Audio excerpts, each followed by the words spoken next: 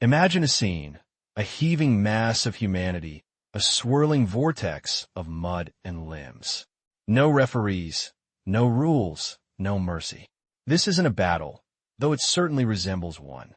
This is medieval football, a far cry from the meticulously strategized, globally televised sport we know today. From bustling market towns to quiet village greens, this brutal pastime gripped England for centuries. But this raw, unbridled expression of communal energy came at a cost. For nearly 300 years, from the 14th century onwards, English monarchs repeatedly outlawed this chaotic spectacle. Why? What was it about this seemingly innocuous game that sparked such fierce opposition from the highest echelons of power? Was it merely the inherent violence, the broken bones and bloodied noses? Or were there deeper, more insidious reasons at play? Join us as we delve into the tumultuous history of medieval football. We'll explore the game's origins, its widespread popularity, and the escalating concerns that led to its ultimate suppression. We'll uncover how the game was perceived as a threat to social order, a dangerous distraction from military training, and an unwelcome disruption to the established hierarchy. Prepare to witness the medieval mayhem, to understand the royal decrees, and to discover why a game so beloved was deemed too dangerous to exist. Get ready for medieval mayhem.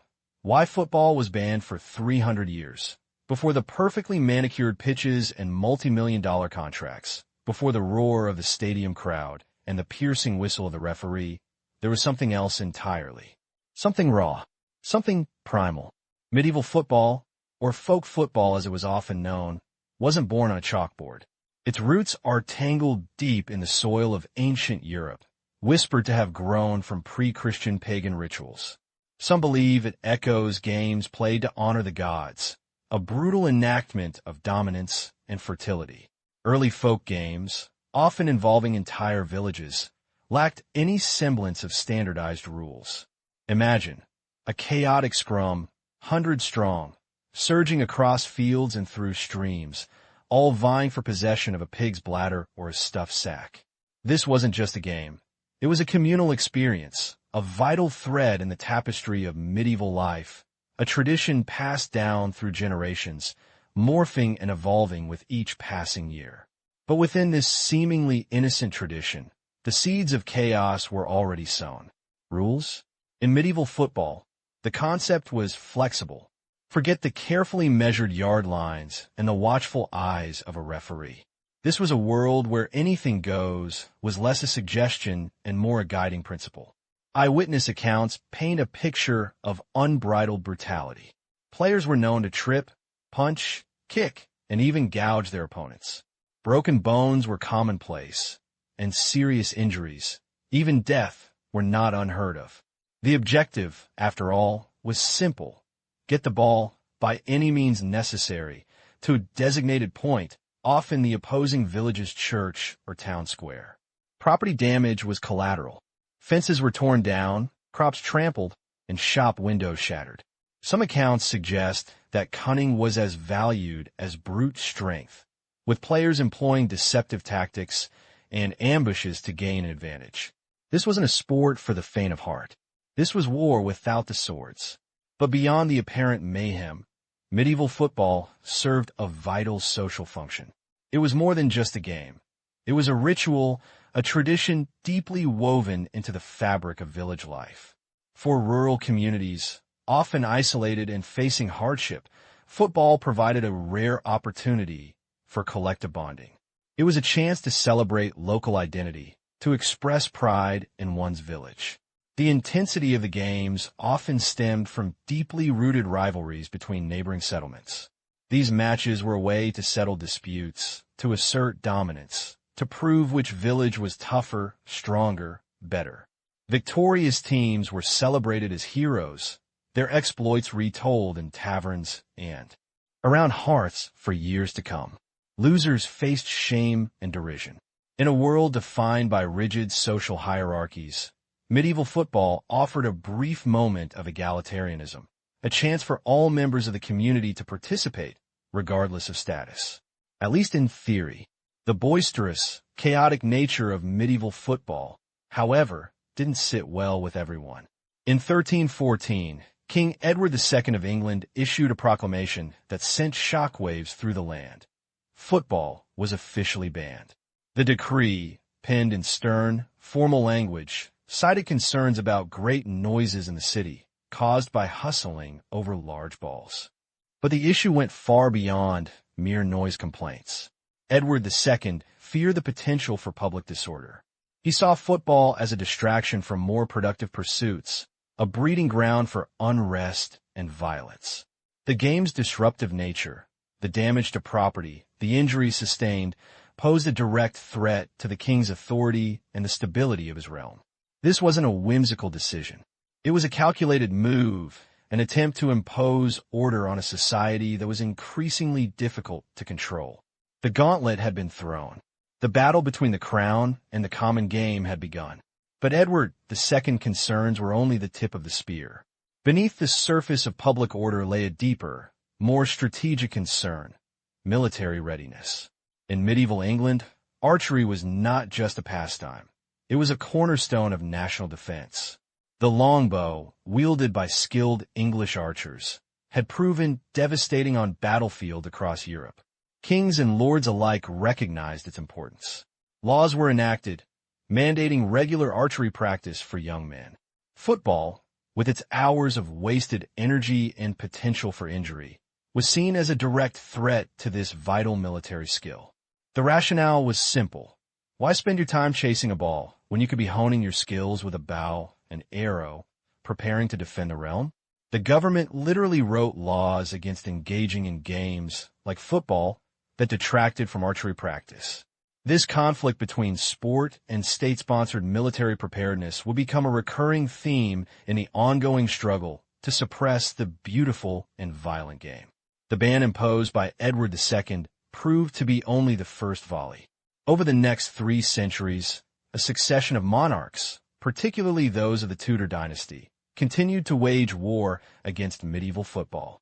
Henry IV, Henry V, and Henry VIII, all men of strong will and unwavering belief in their own authority, repeatedly outlawed the game, each citing similar concerns: social disorder, public safety, and the ever-present threat to military preparedness. Henry VIII, in particular, viewed football as a barbaric relic of a bygone era, a distraction from the refined pursuits of courtly life. The bans, however, were largely ineffective. Despite the royal decrees, football continued to thrive, particularly in rural communities. The people simply refused to give up their beloved, albeit brutal, pastime. The crown was fighting a losing battle, a testament to the game's deep-seated roots in English culture. The condemnation of medieval football wasn't confined to the royal court. The church, too, raised its voice in opposition, viewing the game as a sinful and disruptive activity. Sermons thundered against the ungodly spectacle of football, denouncing its violence, its lack of respect for authority, and its tendency to distract people from their religious obligations. The church saw football as a manifestation of paganism, a remnant of a pre-Christian past that needed to be eradicated. Some priests even refused to administer sacraments to those who participated in the game. The logic was simple. Football was a distraction from God, a path to sin and damnation. For the faithful, choosing between the game and their salvation became a difficult and often ignored dilemma. While royal decrees focused on public order, the church aimed for the soul, attempting to eradicate the game from the hearts and minds of the people. Beyond the concerns of the crown and the church, the elite, the lords, landowners, and wealthy merchants viewed medieval football with deep suspicion. They saw it as a threat to the established social order, a potential catalyst for rebellion. The game, with its chaotic energy and its blurring of social lines, fostered a spirit of defiance. Peasants and nobles, for a brief moment, could stand shoulder to shoulder, united in the pursuit of the ball. This temporary suspension of hierarchy terrified those in power. They feared that the spirit of camaraderie fostered on the playing field could easily translate into a broader challenge to their authority. After all, A mob chasing a ball could just as easily become a mob storming a manor house. For the elite, the ban on football wasn't just about maintaining order. It was about preserving their privilege, protecting their wealth, and ensuring their continued dominance in a world where the lines were constantly being blurred. King after king, decree after decree. The bans came thick and fast, but stopping medieval football proved as impossible as herding cats. It was woven into the very fabric of village life. Think of it, the only respite from brutal labor, the one day a year where social hierarchies could momentarily dissolve. Royal proclamations, delivered by heralds in towns like Stamford and Lincolnshire, were often met with grumbles and outright defiance. The authorities, usually just a handful of local constables, faced a Sisyphean task. How could they police every village green, every open field? Players would scatter like rabbits at the first sign of trouble, only to reassemble later, emboldened by their near miss. Account from the 15th century mention games erupting spontaneously, fueled by ale and youthful exuberance. It became a cat-and-mouse game, the authorities forever chasing a shadow, a fleeting moment of unleashed chaos. The spirit of the game, it seemed, was too strong to be legislated away. This persistent, almost rebellious, attachment to the game hinted at a deeper issue. The people felt the game was theirs, untouched by the concerns of distant kings. The bans, though ultimately unsuccessful in eradicating the game entirely, did inadvertently shape its future.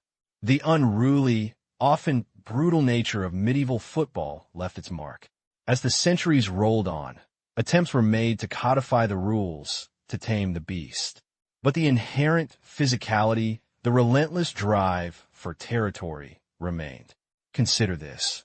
The division into two broad codes, rugby and association football, can be seen as a direct response to the spectrum of violence present in the original game.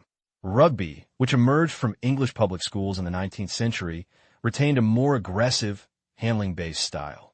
Association football, on the other hand, gradually emphasized kicking and minimized physical contact in its early iterations.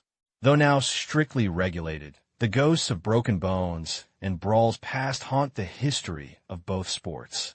The very terms we use, scrum, tackle, echo the rough and tumble world of medieval football, a reminder that even the most refined sport can have remarkably barbaric origins.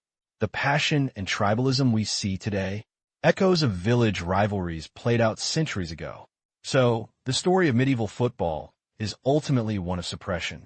A potent brew of concerns, violence, the disruption of daily life, anxiety surrounding military preparedness, and the disdain of the ruling elite, coalesced to trigger its long and repeated bans. Kings feared the game's tendency to incite disorder, to take young men away from military training, and to challenge the social norms of the time. But the spirit of football, the inherent human desire for competition and communal revelry, proved resilient. While kings could outlaw the game, they could not extinguish the passion it ignited. Ironically, these very bans may have indirectly contributed to the eventual evolution of football. The need to differentiate the game from its banned form could have encouraged the game's practitioners to create better rules and avoid outright state suppression.